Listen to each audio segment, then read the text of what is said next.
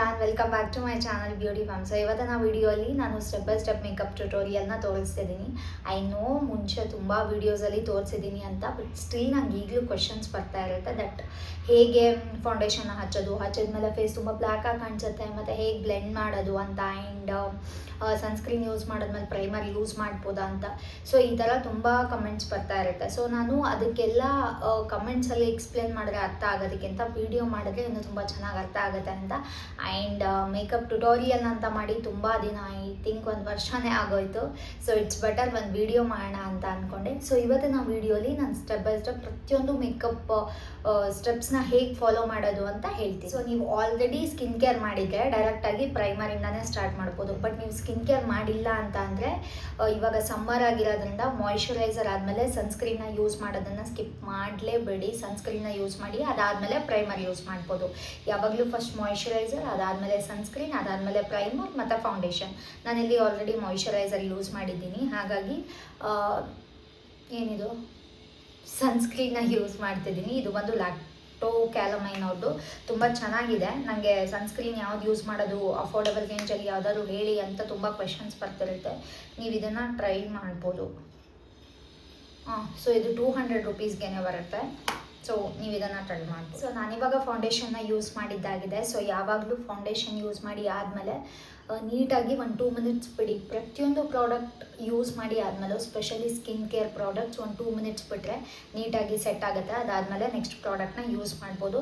ನಾನು ಆಲ್ರೆಡಿ ಹೇಳ್ದಂಗೆ ಸಮ್ಮರ್ ಆಗಿರೋದ್ರಿಂದ ಸನ್ಸ್ಕ್ರೀನ್ನ ಯಾರೂ ಸ್ಕಿಪ್ ಮಾಡಲೇಬೇಡಿ. ಸನ್ಸ್ಕ್ರೀನ್ನ ಸ್ಕಿಪ್ ಮಾಡಿ ನೀವು ಮೇಕಪ್ ಮಾಡಿದ್ರು ಕೂಡ ಮನೆಗೆ ಬರೋ ಅಷ್ಟರಲ್ಲಿ ಸಿಕ್ಕಾಪಟ್ಟೆ ಟ್ಯಾನ್ ಆಗಿ ಹೋಗಿರ್ತೀರ.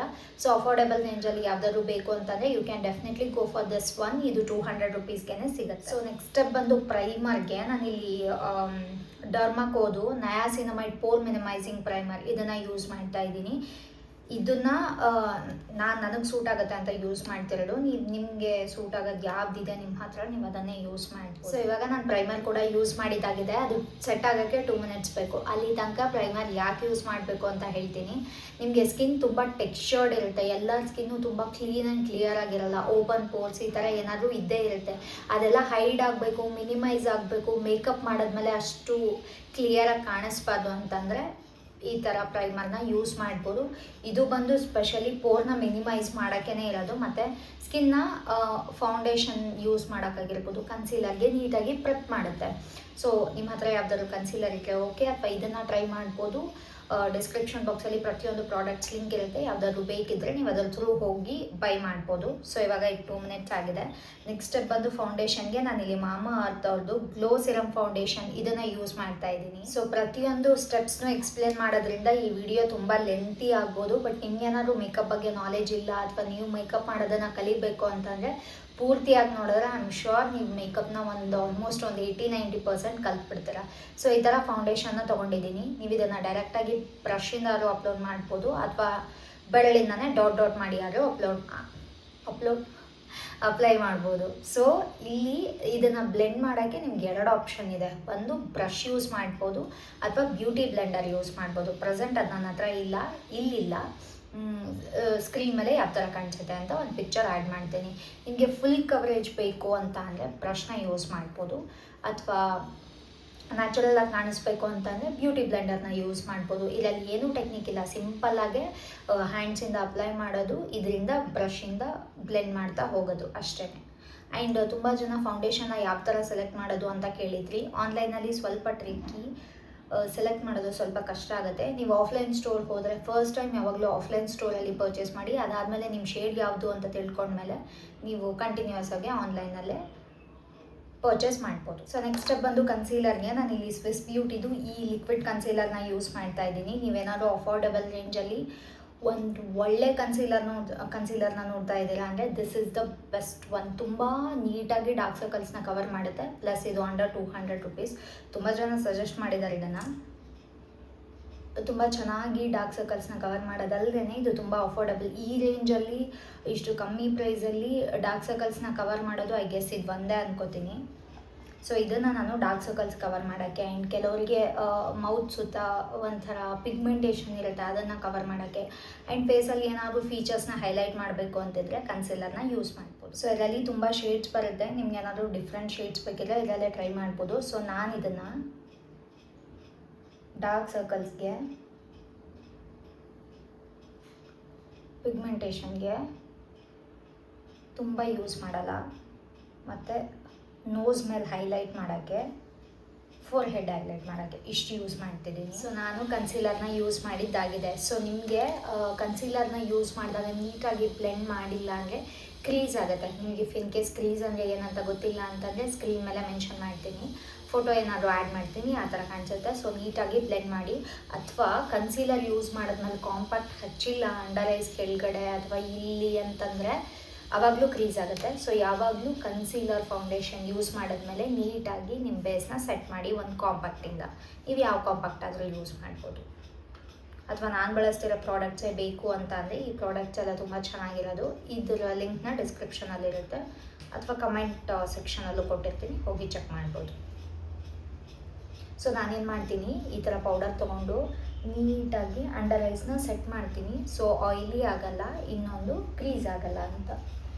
ನಕ್ಕಾಗ ಈ ಥರ ನಕ್ಕಾಗ ಇಲ್ಲೆಲ್ಲ ಲೈನ್ಸ್ ಬರುತ್ತೆ. ಸೊ ಅದನ್ನೇ ಕ್ರೀಸ್ ಅನ್ನೋದು, ಅದು ಕೂಡ ಆಗಬಾರ್ದು ಅಂತಲೇ ನೀಟಾಗಿ ಕಾಂಪ್ಯಾಕ್ಟಿಂದ ಸೆಟ್ ಮಾಡಿ. ಸೊ ಇವಾಗ ಬೇಸ್ ಮೇಕಪ್ ಆಗೋಯಿತು. ನೆಕ್ಸ್ಟ್ ಸ್ಟೆಪ್ ಬಂದು ಬ್ಲಷ್. ಇವತ್ತು ನಾವು ಬೇಸ್ ಮೇಕಪ್ ಮೇಲೆ ತುಂಬ ಫೋಕಸ್ ಮಾಡೋಣ. ಮೋರ್ ದನ್ ಐ ಶ್ಯಾಡೋ ಅದೆಲ್ಲ ಯಾವಾಗಲೂ ತೋರಿಸೋದಿದ್ದೇ ಇರುತ್ತೆ, ಆ್ಯಂಡ್ ತುಂಬ ವೀಡಿಯೋಸಲ್ಲಿ ತೋರಿಸಿದ್ದೀನಿ. ಸೊ ಬೇಸ್ ಮೇಕಪ್ ಮೇಲೆ ತುಂಬ ಕಾನ್ಸಂಟ್ರೇಟ್ ಮಾಡೋಣ. ಇವಾಗ ಐ ಹೋಪ್ ಬೇಸ್ ಎಲ್ಲರಿಗೂ ಅರ್ಥ ಆಯಿತು ಅಂತ ಅಂದ್ಕೋತೀನಿ. ಅರ್ಥ ಆಗಿಲ್ಲ ಅಂದರೆ ಕಮೆಂಟ್ ಸೆಕ್ಷನಲ್ಲಿ ಏನೇ ಕ್ವೆಶನ್ಸ್ ಇದ್ದರೂ ಕೇಳ್ಬೋದು.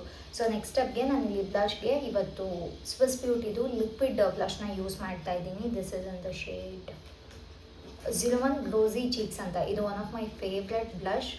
ಶೇಡ್ ಬಂದು ತುಂಬ ಚೆನ್ನಾಗಿದೆ, ತುಂಬ ನ್ಯಾಚುರಲಾಗಿ ಕಾಣಿಸುತ್ತೆ. ಸೊ ನಿಮಗೆ ಲಿಕ್ವಿಡ್ ಪೌಡರ್ ಬ್ಲಷಸ್ ಇಷ್ಟ ಆಗಲ್ಲ, ಲಿಕ್ವಿಡ್ ಬ್ಲಷ್ ಬೇಕು ಅಂತಂದರೆ ಇದನ್ನು ಟ್ರೈ ಮಾಡ್ಬೋದು. ಎಕ್ಸ್ಪೆನ್ಸಿವ್ ಬ್ರ್ಯಾಂಡ್ಸ್ ತುಂಬ ಬರುತ್ತೆ, ನೀವು ಅದೆಲ್ಲ ಪರ್ಚೇಸ್ ಮಾಡೋ ಅವಶ್ಯಕತೆ ಇಲ್ಲ. ಇದು ತುಂಬಾ ಅಫೋರ್ಡಬಲ್, ಇದನ್ನು ಪರ್ಚೇಸ್ ಮಾಡ್ಬೋದು. ಇದರಲ್ಲಿ ಬೇರೆ ಶೇಡ್ಸ್ ಕೂಡ ತುಂಬ ಇದೆ. ನಿಮ್ಗೆ ಈ ಶೇಡ್ ಬೇಡ ಅಂತಂದರೆ ಬೇರೆ ಶೇಡ್ಸ್ನ ಸೆಲೆಕ್ಟ್ ಮಾಡಿ. ಸೊ ಲಿಕ್ವಿಡ್ ಬ್ಲಷ್ನ ಯಾವಾಗಲೂ ಈ ಥರ ಹ್ಯಾಂಡ್ಸ್ ಮೇಲೆ ತೊಗೊಂಡು ಸ್ವಲ್ಪನೇ ಹ್ಯಾಂಡ್ಸಲ್ಲಿ ಅಂದರೆ ಬೆರಳಲ್ಲಿ ತೊಗೊಂಡು ಅಪ್ಲೈ ಮಾಡಿ. ಇಲ್ಲ ಅಂದರೆ ತುಂಬ ಜಾಸ್ತಿ ಆಗಿಬಿಡುತ್ತೆ ಡೈರೆಕ್ಟಾಗಿ ಬ್ರಷಿಂದ ಅಪ್ಲೈ ಮಾಡಿದ್ರೆ. ಅದಕ್ಕೆ ಇಟ್ಸ್ ಬೆಟರ್ ಟು ಈ ಥರ ಮಾಡೋದು ಬೆಟರ್ ಆಪ್ಷನ್.